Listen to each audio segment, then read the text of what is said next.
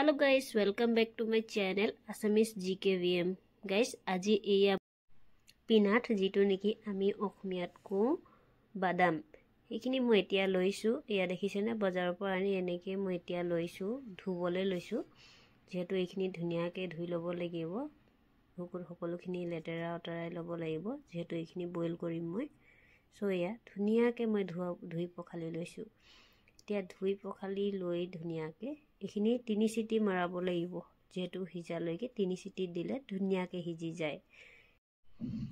তাৰপিছত এয়া ধুনিয়াকে ধুই হৈ যোৱাৰ পাছত মই ধুনিয়াকে এয়া কুকাৰত ভৰাই আছো। কুকাৰত মই ধুনিয়াকে গোটেইখিনি এতিয়া দি লম। ইয়াতে সকলোখিনি ভৰাই হৈ যোৱালৈকে মই এতিয়া যেহেতু দি আছো ভৰাই আছো সকলোখিনি বাদামখিনি সফাকে ধুই